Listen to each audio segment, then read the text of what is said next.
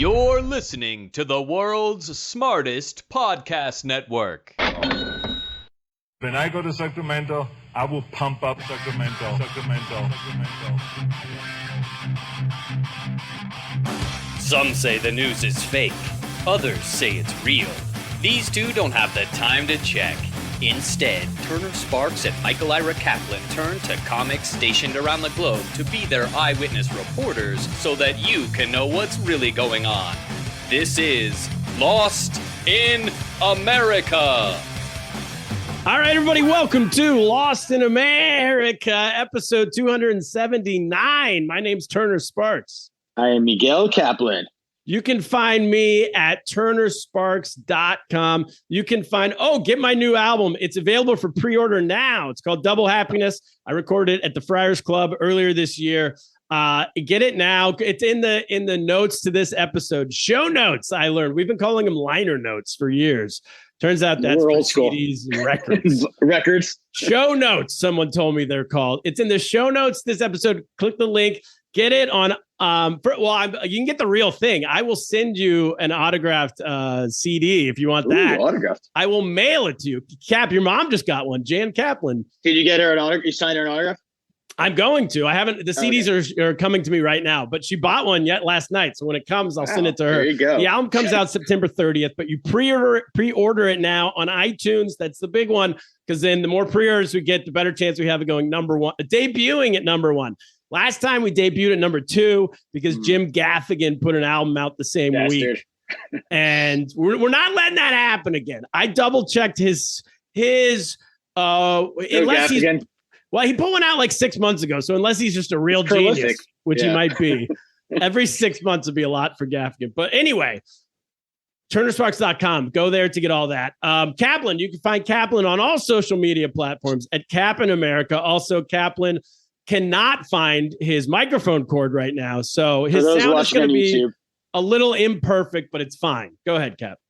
Yeah, I know. The problem is it's the same color as all other cords. And I never throw out a cord. So I have 5,000 cords in my home. So it just blended in and it's gone. I don't know. But it looks like a microphone cord, right? It looks drastically different from just like a TV cord.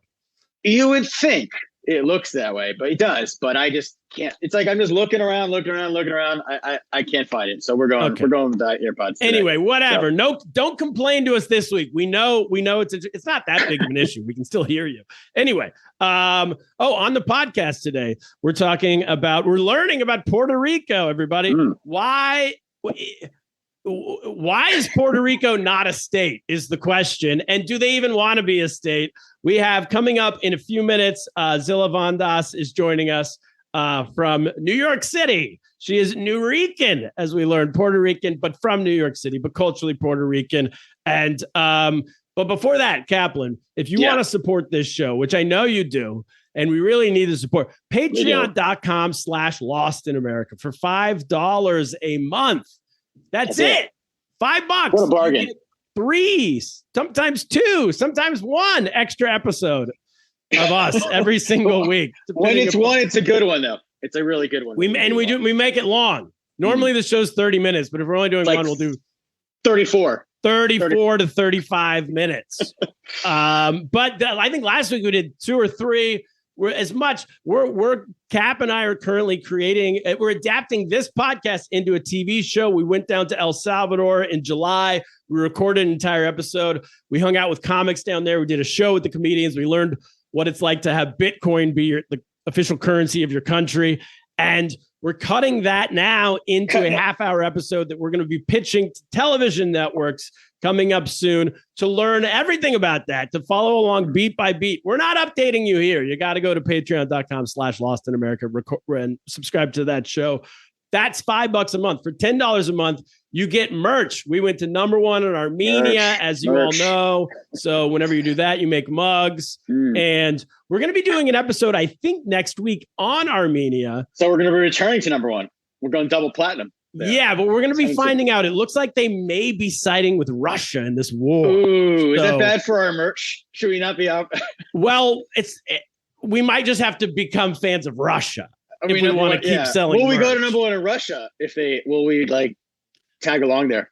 if Putin starts listen, if we go recommending to us, number one in Russia, yeah, I'll absolve all we make a to the map. United States. We made a map of Armenia that covers part of Azerbaijan because this is the map that Armenia believes in.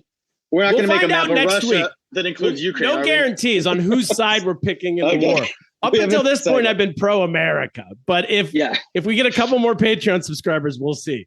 All right, now, Cap, what do you know? You and I have been looking into the history of Puerto Rico. We've been going back. Let's start here, and we have a Puerto Rican. I don't even know if the word is Puerto Rican American because technically Puerto Rican is an American. Yes, I know. So you can't even use that term. It's so confusing. It's not a state. It's not a country. It's a Commonwealth. Territory. Commonwealth. Yeah. All right. Oh, we're off to a great start. It's a Commonwealth. In English, it's a Commonwealth, but in Spanish, it's like something. It's something a free of a state or something. A free state, maybe. Cap, here's what I know. And then you can jump in. Yeah. Is that if you're Puerto Rican, you cannot vote in the United States. The rules of being Puerto Rican: you cannot vote in the United States unless you live on the mainland of the United States, which I assume includes Hawaii. I don't know. Hawaii and Alaska can vote. We've heard. So if you're a Puerto Rican and you live in any of the 50 states, that's a good way to say it. You can vote, yeah. But if you don't, you cannot. And you don't pay taxes unless you work in a government job in Puerto Rico. You don't pay federal taxes, I believe. That's a benefit. Good. Yeah, that's pretty good. And you don't this is the key to me when I realized that Puerto Rico was its own country, because we went there as a family when we were kids and I thought of it as part of America. But when I realized it was its own country was when they played us in basketball. Do you remember they kicked our asses in basketball? Oh, US? Yeah. As it was. Carlos Arroyo was lighting up. Arroyo? Carlos Arroyo? Is he? Carlos Arroyo, yes. So they compete in the Olympics as their own place. They're their own country. I mean, the way Scotland is their own in soccer. So that's to me, it means they're independent. But then with the Senate, there's no voting rights in the Senate, but they have a guy who can go to the Senate and watch. Observer. Like a field trip. They send kids at a. Yeah. It's so confusing. It's so confusing. Let's bring in our guest. She could hopefully clear it up for us. She's the host of Zilla Vision on Twitch. Everybody check that out. She also has a live show called Brooklyn in New York City. I assume in Brooklyn, called New York City. Everybody, please welcome Zilla Vodnas to the show. Zilla, thank you for doing it. Oh, hello. Yeah. Thank you for having me. All right. So we're gonna the taxation part. We'll start from the top. First of all, let me introduce myself. As Turner said, I was not born in Puerto Rico. I was born here in New York City. So I was born in Elmhurst Hospital. My parents are both born in Puerto Rico. So my father is from a place called Orocovis, which is the center of the island, a mountainous area. Then my mother is from a place called Caguas, which is a city. But as you know, they're all citizens. So you can't even say Puerto Rican American isn't really a term. Also, you wouldn't say that my father was an immigrant, even though he was treated like an immigrant. Interesting. Because they are, Puerto Ricans who come to the States are treated like immigrants, but technically they're American citizens. It's all very muddy. Yeah. Well, I treat people from New Jersey like immigrants. So that actually checks out. And I call them New Jersey Americans. You call them New Jersey Americans? No. And they don't pay their taxes either. But that is crazy. So, okay, yeah. And then what about the taxes part? So here's the deal with the taxes. America has a chokehold on Puerto Rico when it comes to trade. Right. So Puerto Ricans. So if you move to Puerto Rico, the tax rate. So Logan Paul, these people, the tax rate is 4%. But if you're a local in Puerto Rico, because of the debt that Puerto Rico is in, you pay a 35% tax rate on purchases. So do you see how there's an inequity there? So, and also about voting, Puerto Ricans on the island can vote in an election, but they get 0 electoral votes. So they can vote for president, but they get 0 electoral votes. And if you're on the mainland, your vote will go towards the electoral votes for the state that you reside. So if you have, what if you've lived in a state in the past and then you're from New York, but you're living in Puerto Rico? Can you vote from New York? Absentee? You would have to technically come back to New York and maintain a New York address. Right. And then there's also the stickiness of psychotic people being this is voter fraud. You know what I mean? Even though it isn't. The bottom line is that Puerto Rico should get an electoral vote. But I think like the a lot of the concepts about tax breaks are they're false, because there's essentially like my dad every Christmas asked for coffee. So we sent him cases of coffee because a $3 a bag of espresso here, like a brick of espresso, would be worth $7 or $10 on the island.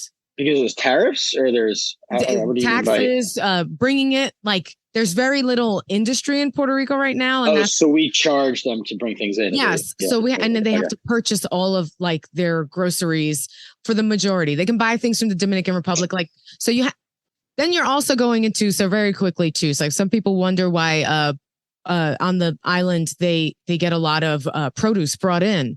The land was exhausted by Domino sugar, Dole.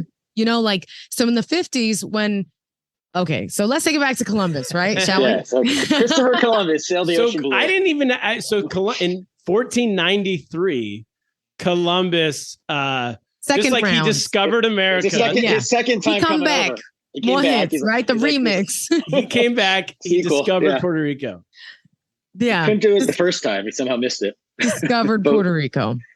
Right. And immediately Puerto Rico becomes this incredible place for military. Like people want that spot because it's in a clutch place, you know, when it comes to warfare. And that also America's interest in Puerto Rico also rely on the fact that, like, look at Russia and Cuba. America was definitely not letting go of Puerto Rico as a base because they were always so wary of what was going on between Russia and Cuba. Oh, and Cuba. Right. Yeah. So in 1493, Columbus comes, and if disease doesn't kill the Taino Indians, then Columbus and, you know, the Spanish, they essentially tell them that they must become Christians immediately in order to exist on the island. So there is an incredible kind of like wipeout of that culture because it was either like, you know, Catholic pray or die, you know, like, right. So that kind of had a profound effect. I was raised Catholic. That's what I tell Kaplan, by the way. Yeah. Well, they exported the Spanish Inquisition to the New World. So yes, exactly. Very nice of them. Yes. So they bring that vibe over. And then in 1513, they start to bring slaves. The Spanish start to bring slaves. So now you have the Afro, like Latin. That's why you have like a lot of Afro-Latin Latinos all over the Caribbean. And it's always funny when I tell people, like, sometimes I'll tell people, like, my dad is this very specific, like, hardworking type. I get my work ethic from him, and it's like a gift and a curse because my dad is like just one of those people that's like, no, you always show up to work on time. You always do your best. You always stay late. But I tell people that it's a very Caribbean work ethic. And I've had comics tell me, I didn't know you were Jamaican, because there's this weird disconnect to where Puerto Rico belongs. That makes sense. Like, I feel like people don't really consider it part of the Caribbean. People don't consider it America. So there's a saying, ni de aquí, ni de allá, which is essentially like not from here, not from there. That is common in Latin American countries because of colonizing, where it's like, I'm not from here, but I'm not from there either. I'm kind of like this in-betweener. And I feel like what happens politically is like Puerto Rico is in that in-between zone. And Puerto Rico is a fantastic base for military and has a great resources, or had. Like I said, the farmland was exhausted. So I feel like this creates just a myriad of problems for Puerto Rico time and time again. So then the Spanish run it for like 400 years, right? Yes. And then in 1898, we have the Spanish-American War, which is a war Roosevelt. I don't even remember learning about in school. I didn't learn anything about Puerto Rico in school. It was all off of the Spanish sunk some boats, or maybe they didn't even sink them, and we said, let's go to war. You don't know this whole story? Not really. I mean, I'm sure. I guess it was maybe like a paragraph in my high school history book that I kind of skipped over that day. So then the war ends. U.S. wins the war, I guess, and in the war we were given Puerto Rico. We invaded Puerto Rico. Yeah, like, and like right before, I believe, and please don't quote me on this. Once again, New Rican, not from the island. I believe the Spanish like let Puerto Rico go. Like they knew America was going to invade Puerto Rico, so they gave Puerto Rico its independence. And for like a sliver of time, Puerto Ricans had their independence, and then to like screw with them. Yeah, and then because what were they going to do? So, the Spanish were going to stay on the land and fucking fight the Americans. Like, so the Spanish-American War happens and Puerto Rico becomes part of or under the United States rule. Yeah. Yeah.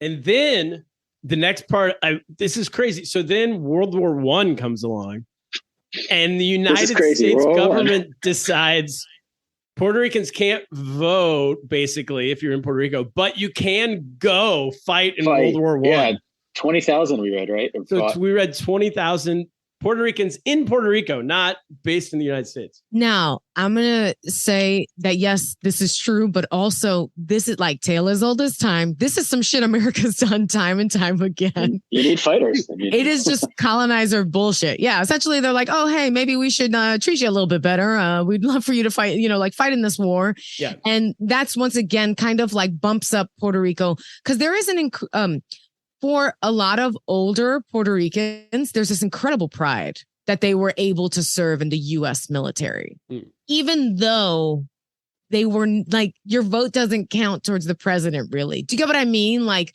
as we learned in 2016 and before that is like the popular vote. Yeah. But electoral votes is really where it counts. Yeah. So it becomes this thing where like, they're also like, then the Jones Act happens in 1917 and they're like, you can be citizens.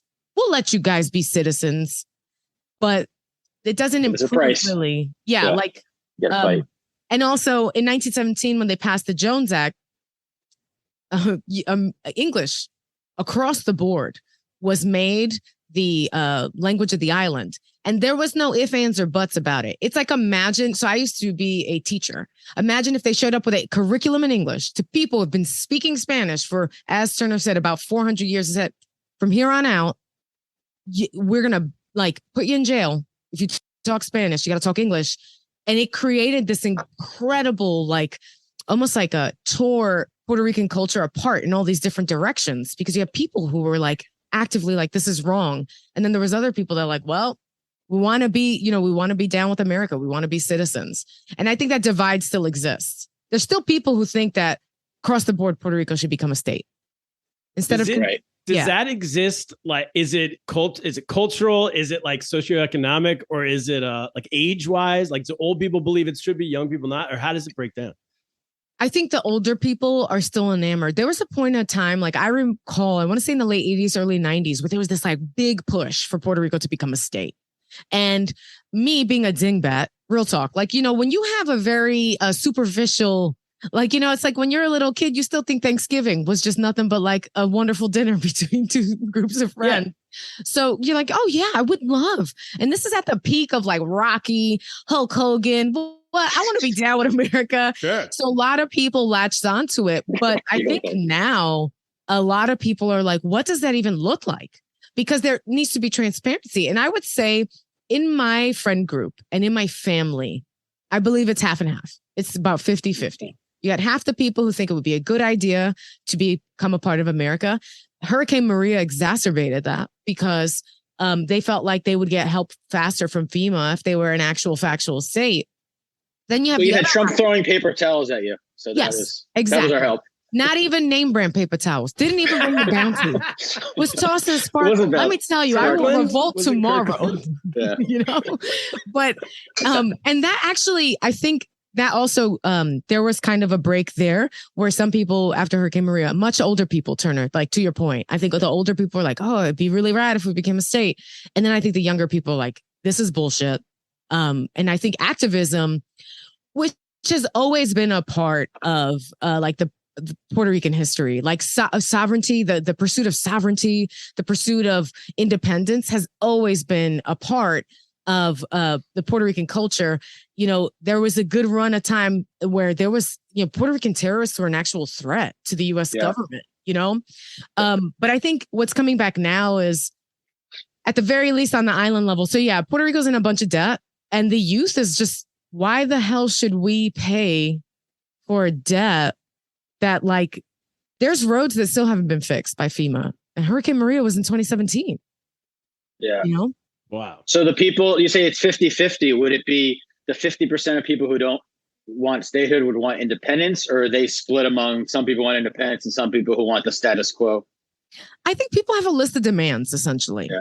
right? So if you look at the history of Puerto Rico, time and time again, they're given like, it's almost like when you put like a dog medicine or pet medicine into a treat where it's like, oh, here, citizenship, right? But then like what that's like a kind of a distraction, right? So like a lot of times that also created this within a lot of people, there's colorism in Puerto Rico, there's racism within Puerto Rico. Like a lot of the Latin countries have like infighting, people are more American than other, like there's this weirdness and it's a constant split. And I think that's by design. I think the government like intends for it to be that way. A place is much weaker if you have so much infighting. So what you have now politically is because of Catholicism.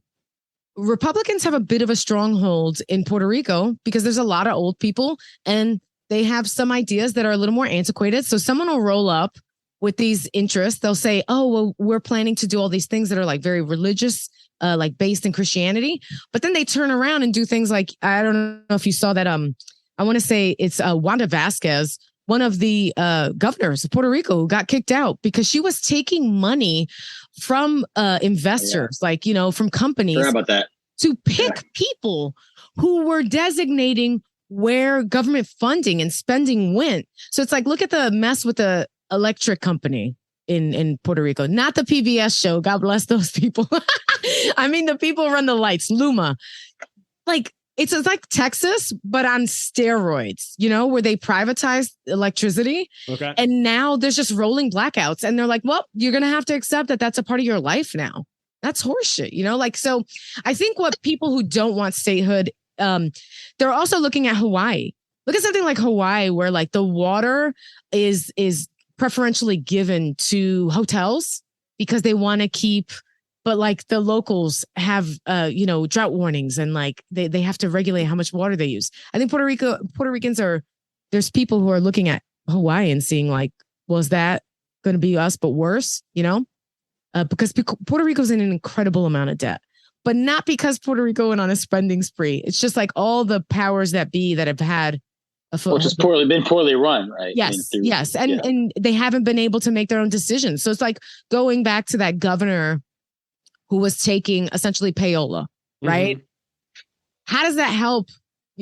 So now you're getting, and especially like it was catastrophic that Hurricane Maria happened, period. But that it happened during the Trump administration where like that was a free for all of like, oh, you never ran that before. Come here. We're going to give you a job in Puerto Rico because I like your uncle or whatever bullshit that politicians do, Oh, he was just putting people in charge. Yeah, he was just putting.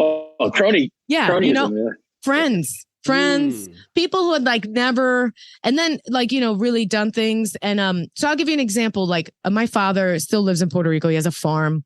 His roof was destroyed during Hurricane Maria. And FEMA was like, we'll help you fix your roof, but you got to match us up front. Like, you need to, like, we're not going to loan you the money and then you can fix your roof. It's like, no, you got to meet us halfway. So like my father was one of the few people that got his roof fixed as quickly as it did because, he's retired. So he had already had a little bit of money put to the side. So, rainy day fund, he put it towards it. But like, it's just, you have people who are vacating their property coming. I believe, let me see, I have notes because, once again, I love a guest with notes. 12% of Puerto Rico's population moved after Hurricane Maria. So Hurricane Maria happened in 2017, just to catch our audience up real quick. Yes. Right. And dumb audience. If this became a big issue, because if Puerto Rico was a state, say like Michigan, when Detroit collapsed, the U.S. government would be obligated. Louisiana. Just Houston. Right? Houston. Hurricane Katrina.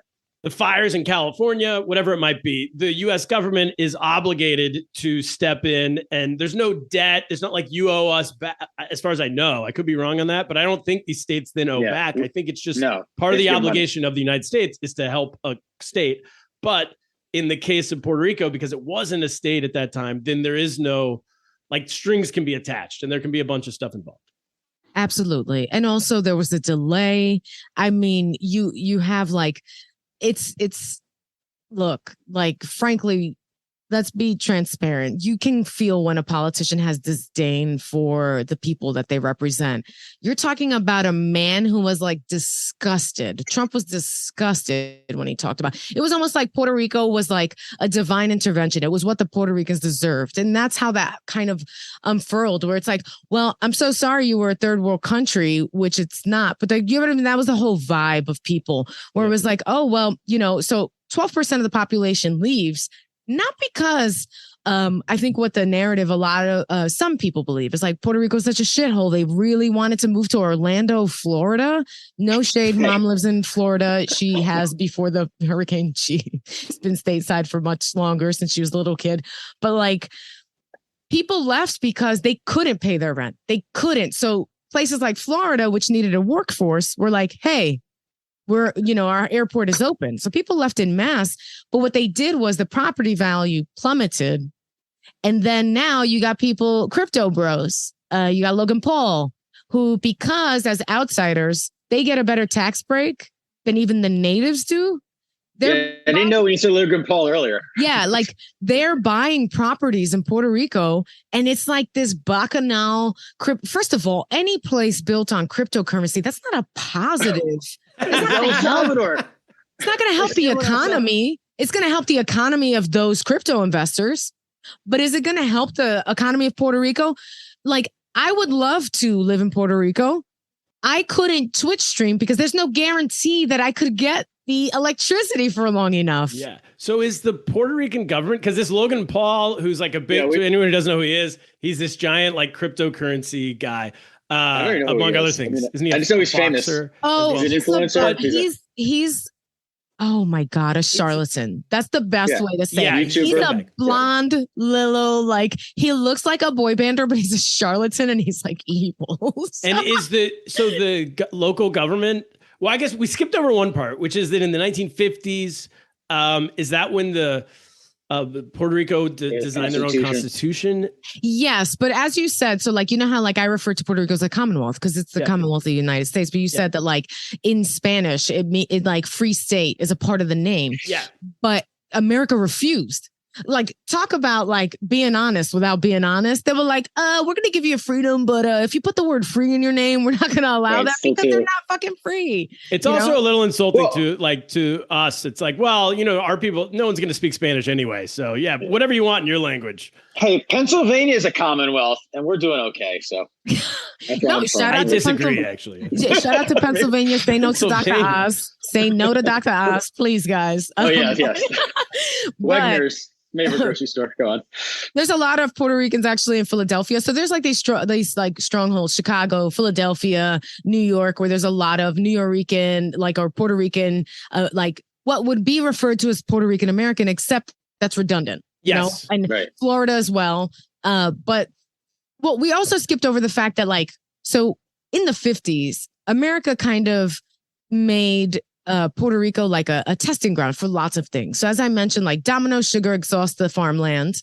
And actually my father grew up as a sharecropper. He worked with his father for another company. So the fact that he owns his land now is like a big deal to him because when he was growing up, he merely took care of land that was going to like I believe he grew tobacco. So it was like tobacco, sugar. And then also they tested birth control in Puerto Rico. The first round of birth control testing, like the pills, or the pills was done in Puerto Rico, but they told women that it was a pill to lessen their cramps for when they menstruated. They like had no clue that it was birth control. Women got violently ill, and the best part about that is when they perfected the pill, America dipped out and was like, but you don't get any. So there's a lot of heartbreak where like, yeah, you become a citizen. Yeah, Hollywood kind of takes off running in the 50s with like this concept of Puerto Ricans, right? Because look at something like West Side Story. For being this teeny tiny island, when it comes to being a part of the pop culture lexicon, Puerto Rico kind of holds, you got Ricky Martin, you got Bad Bunny now, you got Jennifer Lopez, Rosie Perez, but West Side Story was a big deal. But they refer to the Puerto Ricans as immigrants in West Side Story because that's how bad, even then, the knowledge of exactly what the Jones Act did was. And these are Broadway fans. These are the intellectuals. Yeah. Even they don't know. And they were like, oh, I'm just like, and they, so you look at something like, I know people now are like, I understand the rationale for changing like a production of West Side Story now, but I do think it's super important to keep something like the song America, like play that again, Sam, because it's wild. The illusion is that Puerto Rico's a shithole. You would do anything in your power to get away from Puerto Rico and come to America for a much better life, which is like a narrative that is constant. And I kind of feel like becomes a bit of a like, it's a bias people have, like Americans have about Puerto Rico, where they're like, it's a place to go on vacation. It's not a place to live long term, unless you're Logan Paul and you can get a tax break. Hunter Thompson, the Rum Diaries, great place. Yes, and also now they're snapping up properties at a great discount because after Hurricane Maria, after everyone left, they started to do these tax breaks because the real estate market plummeted.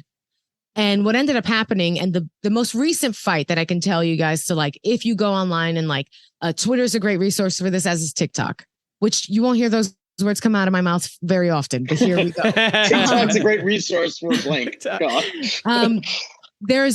They've been selling parcels of beach, which is public land, should be public land.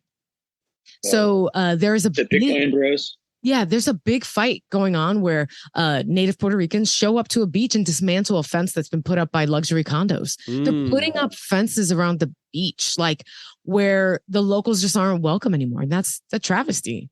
And if it becomes a state, you're gonna see more of that for sure. Absolutely. I mean, once again, so that's what I mean. Like for the people that are reticent to become a state, there's many reasons, but there's also look at Hawaii. Like what's his name? Mark Zuckerberg owns one of the largest portions of Hawaii. Like that's irrational. Like that like a native Hawaiian should own the biggest parcel of land in Hawaii. That's great. And they fear that that's what's going to happen to Puerto Rico. All right, let's take a break. Kaplan, we're part of the world's smartest podcast network. That is you and me. That is right here, Lost in America podcast. That is also Andrew Heaton and the Political Orphanage podcast. That is Dr. Andrea Jones-Roy, and she has the Majoring in Everything podcast, which I'm going to be on, finally. You are. I recorded last week. It's coming out in a couple weeks. I asked if I could bring Kaplan. She said, no, he's not smart enough. Just you by yourself. I said, you know what? Makes sense. I get it. You know what? I majored in a lot of things, so I'll be on there on my own one day. You'll be there. Yeah. No, she's talking to me about my album coming out. So anyway, but I did. She said, listen, Kaplan can come any other time. Kaplan, anyway, besides the point, we're part of the world's smartest podcast. That blew me off. Yeah. Besides the point of me just taking a random shot at Kaplan in the middle of this ad read, go to worldsmartestpodcastnetwork.com, subscribe to all those shows. And Kaplan, now we have no ads this week. For $20 a month, you get your own advertisement on this show. We have multiple $20 a month subscribers, but no one's written us any ad copy. They didn't write us copy. No one sent anything in. So send us ad copy. We'll read it next week at this time, Kaplan. And now, a word from your local sponsor. All right, we're back. Thank you, sponsors. Keep the lights on. There we go. Thank you so much, sponsors, for keeping the lights on over here. All right. So I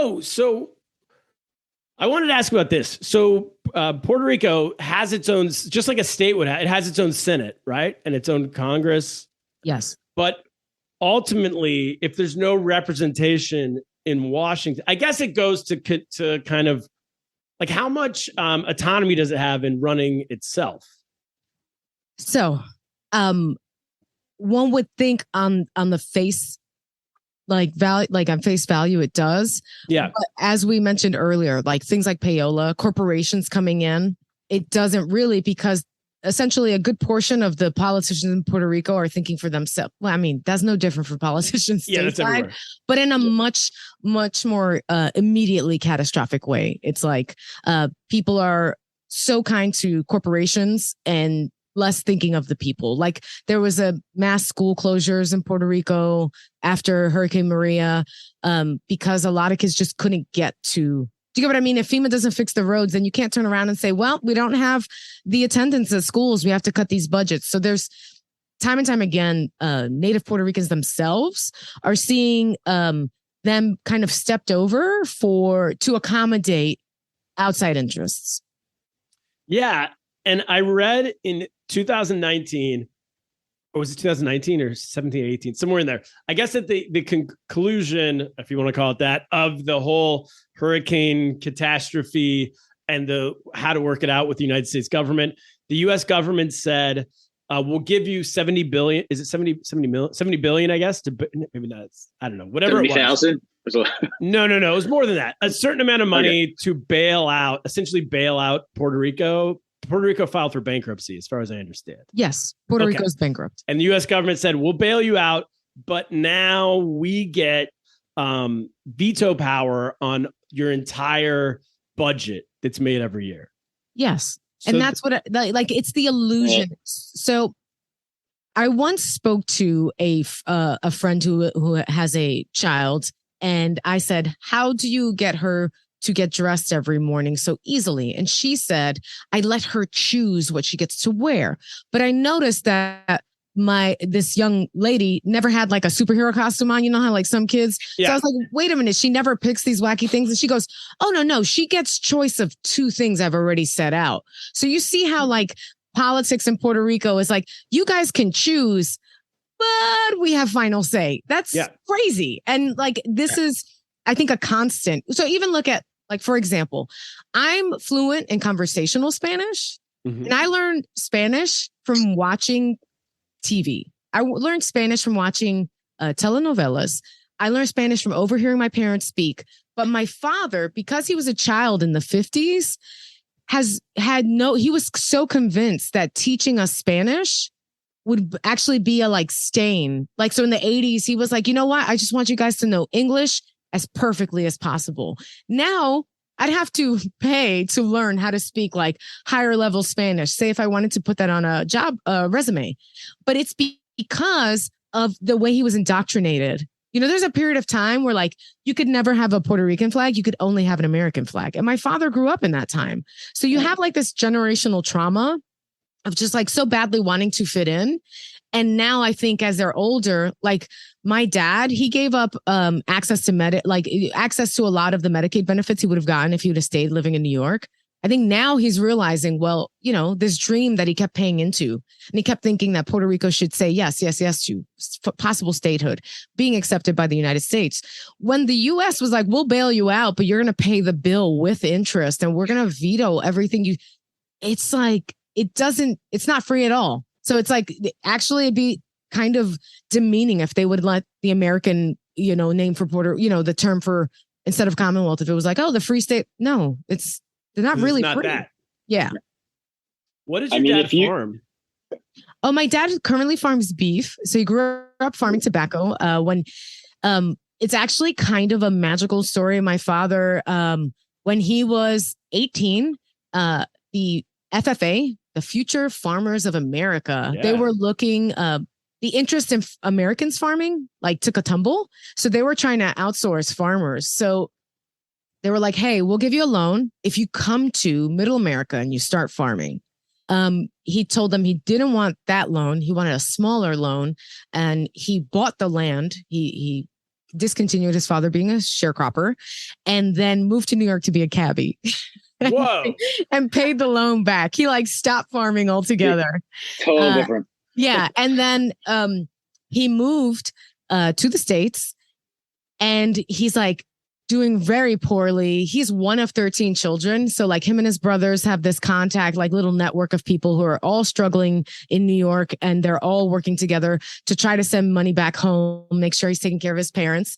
And one night he has a dream. I'm not shitting you. So one night he has a dream, and in it, his mother appears to him and says, play the number 609 in Lotto. He does. He wins $33,000. No way. He's able to put the down payment on a house in Queens. He buys a Trans Am and puts 609 on the vanity plate.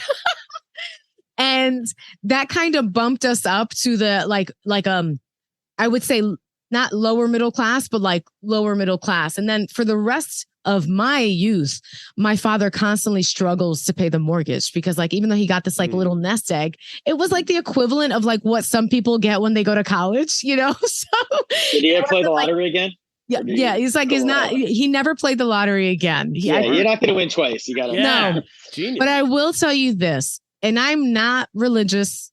I'm superstitious in a very superficial way. But when Hurricane Maria happened in 2017, my father lives in the mountains. So I called him a couple days before. And the thing that happened with Maria is there was a hurricane about a week prior that they were trumping up as the big hurricane. And then very little happened. And it did this really mean thing in that it lulled a lot of the locals into a sense of safety. So when people were like, yo, you need to make sure you have water, you need to make sure you have all this, they were like, oh, we just went through that a week ago. And that was nothing. It was a blip on the radar.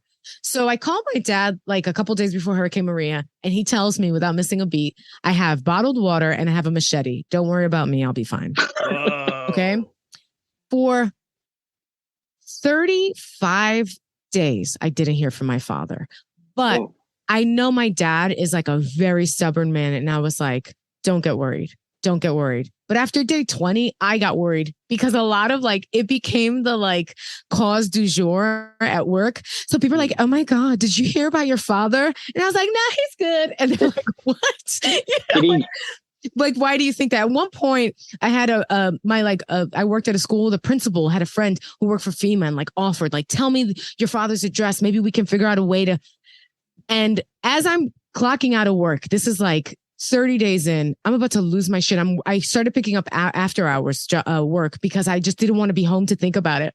Right. I clock out, and when the card pops up, it was 6:09 p.m. And I go, Dad's all right. And he called me the next day. Whoa. Wow. You got to teach your dad to check in as safe on Facebook. Then you would have been nothing to worry about. Time. Famously, my father has a flip phone, by the way. He's a farmer with a flip phone. That's why they have that feature.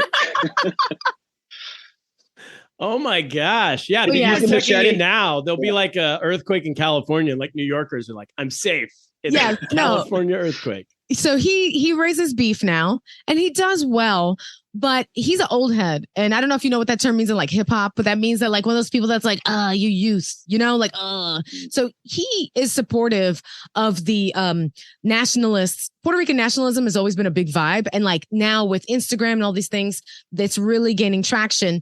So like, for example, Bad Bunny, arguably one of the biggest acts in the country right now, or like in the world right now, he gave a big, he brought generators so that he could have this massive show for native Puerto Ricans at a stadium, and then just slandered the governor and the electric company. That's a big deal, you know, for someone kind of to just be like, hey, I'm famous, let me use my platform. It's like my father sees that and he's like, oh, that Bad Bunny guy, maybe he's not too bad, you know? But at the same time, he also says shit like, oh, nobody wants to farm anymore. That's why this island's gone to shit. Like, it's like, that's such a superficial way of looking at it, you know? He raises beef, sells it to a much larger distributor, but he does well. That's great. But every time there's a hurricane, completely wipes out everything he grows. You know? Yeah. So in 2020, there was a vote, which was non-binding, to say, like, do we want to be a state or not be a state? And 53% of people voted they did want to be a state, but also most people, or like half the people didn't vote at all. They didn't vote didn't people not vote? They were told if they were from the party that didn't support statehood, they were told just don't even vote on this. Is that the? Yes. Yeah. Yeah. To a lot of the younger native Puerto Ricans, like that was a farce. So it's like, I'd rather not play along. And I got to say that was also at a time where I feel like it's still a touchy subject to tell people to vote. Like, you know, like sometimes I'll be like, oh man, that's why we got to go out and vote, you know? And like, people are like, well, cause it's mired in a lot, you know, like there's different voting jurisdictions. Of course, there's preferential, you know, I think there's a large contingent of people who, if they could vote tomorrow to make abortion illegal in Puerto Rico, they would. Do you get what I mean? There's like, cause of religion and like weird, you know, older. So Catholic country. I think a lot of them thought they were being activists by saying, you know what, we're not even going to play along. We're not even going to cast a vote. This is a joke. So it didn't do, so that didn't mean much. No, I think they were like testing the waters, which is like for how much that would, I bet you anything, if you ask now, if they redid it, the amount of people who wanted statehood would be much like lower, because if they, I think a lot of the Puerto Ricans who wanted to be a state so bad, a lot of them have moved stateside. Okay. Yeah. Well, that's the other thing we read, that there's 5 million Puerto Ricans in the 50 states, right? And then there's 3.4 million in Puerto Rico. So there's actually more. Is that right? Or do I have those flipped? No, I believe. And that's another thing that kind of shakes the identity of, you know, a lot of people, whenever people ask me if I think Puerto Rico should become a state, that is not my question to answer. You have to ask the people that live on the island, because culturally, for me growing up, I got the best of both worlds. Do you get what I mean? Like, I got to go to a magnet high school in the city of New York and also claim to, you know, I'm Puerto Rican. So it's like you have Puerto Rico used to have an amazing college. Like University of Puerto Rico used to be like this incredible institution. You can go onto YouTube and watch in the 50s a tour of the University of Puerto Rico. And it's this like beautiful campus. And they keep cutting funding so bad for Puerto Rico. There was a scandal for the university. There's a scandal recently where Lin-Manuel Miranda got into hot water because they essentially told the students, they did this like big fundraiser for Puerto Rico, but mostly for the Americans of Puerto Rico, where they had Hamilton, like one night only. Oh. And they, to set it up, Hamilton, they redirected almost all of the theater students' classes for like almost the entirety of a semester. Do you know how heartbreaking it is for those kids? You know what I mean? Like, so it's like for one night they lost their one night of Hamilton with. But Hamilton was Puerto Rican in this performance. Well, I mean, Lin-Manuel Miranda, famously Puerto Rican, you know. So it's like I think, and that's the type of thing that they hate that people who live in America do as Puerto Ricans, right? Because think about that. Lin-Manuel probably thought he was doing something fantastic. Right. He was being like a do-gooder in his mind. Yes. He was, I'm bringing the spotlight to Puerto Rico. At the time, Hamilton was like a crazy fanatical following. But what he didn't go on the ground. He didn't go to the university and speak to the kids and to the professors who are like barely making ends meet, because he gets a tour of the best spots. And there was a teacher in Puerto Rico, I don't recall his name, who died driving to work as a teacher, because teachers in Puerto Rico get paid so badly. He had to pick up night shifts as a security guard. And that created a big, a bunch of protesters. Teachers protested. They got pepper sprayed right in their faces. Teachers. But, you know, like that's the thing. I think if Lin-Manuel had kind of been more mindful to that, you know, and like, but again, under the impression. So that happens often. So like, they don't want to hear me chime in, and they shouldn't.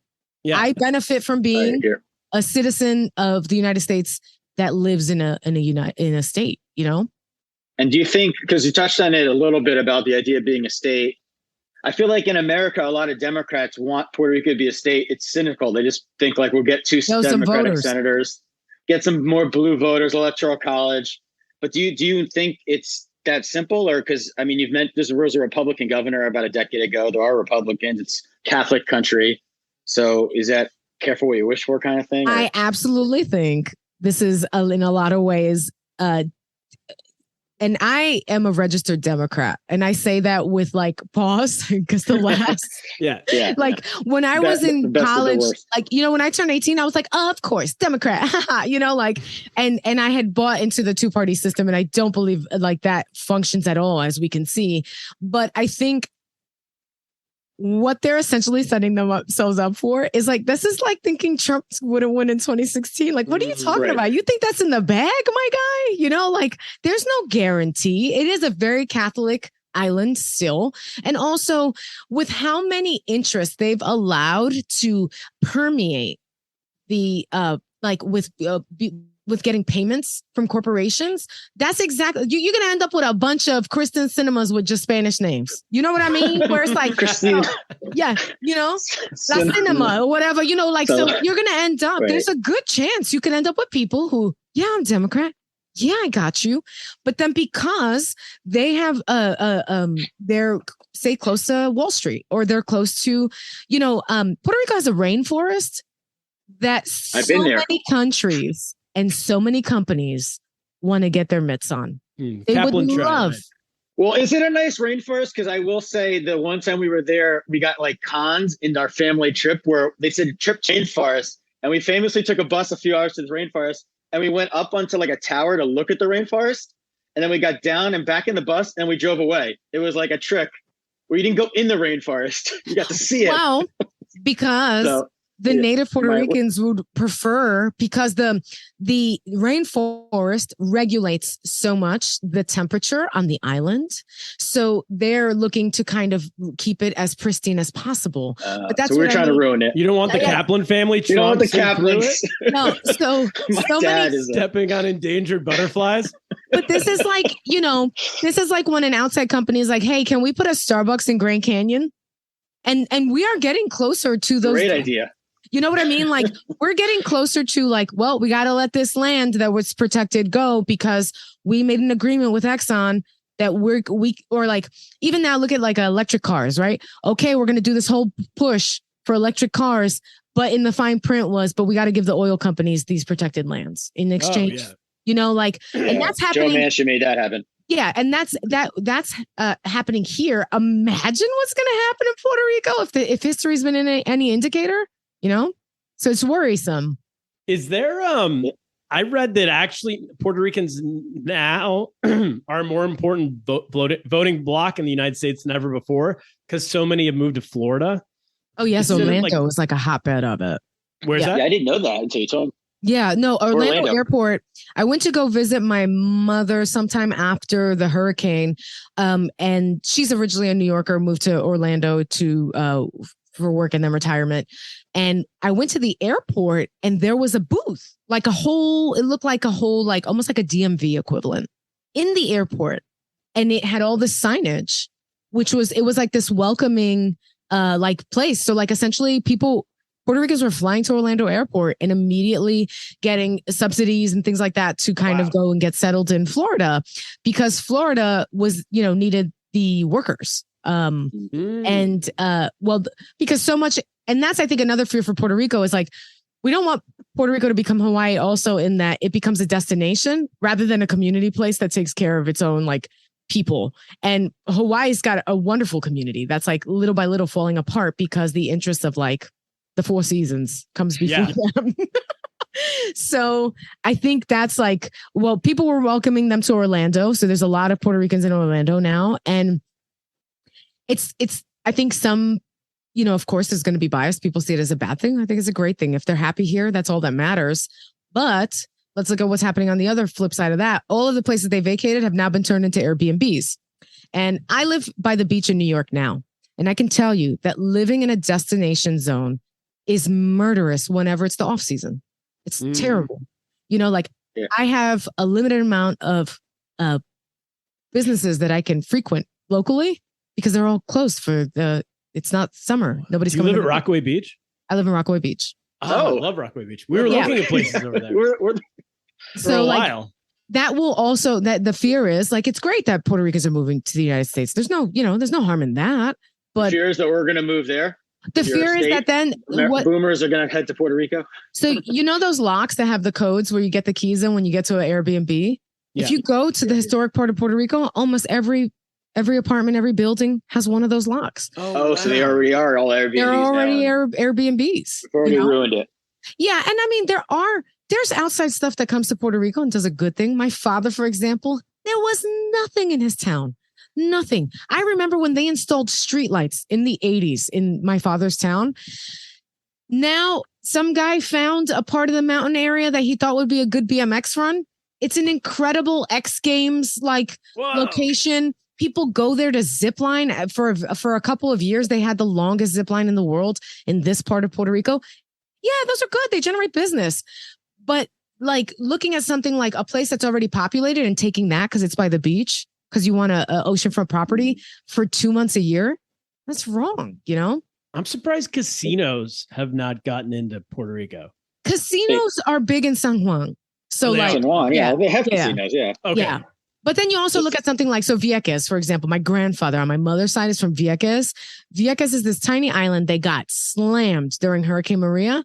So In the budgetary vetoes, they vetoed building back their hospital.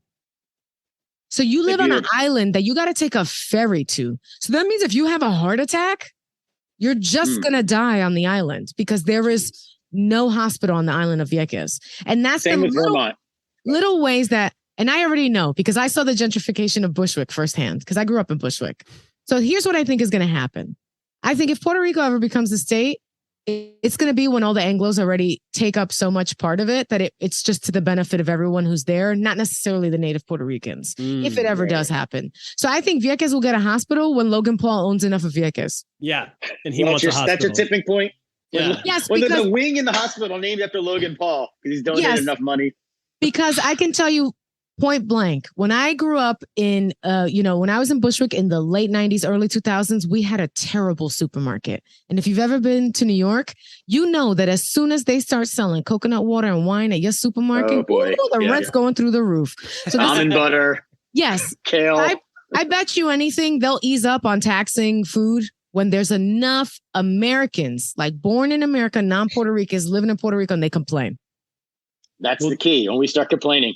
That was going to be it. I mean, that was going to be my final question was, is there ever a chance for it to become a state? And this seems like the answer, right? Oh yes. I think if the financial interests if it benefits America, absolutely. I would hope at the end of the day that, and in a real way, not this like we're saying you're free, but you're not really. Yeah. My one wish for the island of Puerto Rico is that they get a fair vote and let the people decide. And whatever shakes out from that, we go from there. A vote for independence or a vote for statehood or whatever. Let the people, the natives who have stayed on the island, I had one question because you mentioned it earlier that we started this program to teach everyone English, but because I read that it was only 20% of the island is fluent in English now. Is that accurate or? Yes, because there was a pushback. Then they were like, no, you can have your flag back. Okay. Yes. Like you can have your flag back because we also realized that maybe the resources is what we're more after. Right. Okay. We don't care that much about and that's what I mean. There's kind of this like ebb and flow. And there's the idea that like, well, we wouldn't have all these schools if Americans hadn't built them. Do you get what I mean? Like it's just like kind of, it's very much mired in like a confusion even. I think most people who live in who are born and raised in the States and are Puerto Rican, they have zero knowledge of how kind of uneasy and hard to decipher the history of Puerto Rico is. Yeah. You know? And it's a lot of information to cram. There was a movement for Puerto Rican nationalism in the 70s. They took their notes. This is a group called the Young Lords from Chicago who took their notes from the Black Panthers. And that kind of there was this like really big uprising of Puerto Rican nationalism, but that got stamped down, relatively quickly because it's not to the benefit of America, COINTELPRO. So all the stuff that took down the Black Panthers, took down the Young Lords, and any functional attempt to get Puerto Rican like freedom, nationalism, like nationalists, it's always kind of vetoed because the business interests. I mean, it seems like it would take like a military or something at this point. I don't see the U.S. government just giving up Puerto Rico. No, and back to the whole like weird. Wait a minute, I thought so in the 90s and early 2000s that Vieques, they gave the island of Vieques back to Puerto Rico. I don't know if you remember this. It was a military base, and they were like, no, you can have it back. Okay. I talked to my grandfather. He does not have the physical deed to his land, so they got the land back. But the U.S. government refused to issue them a paper.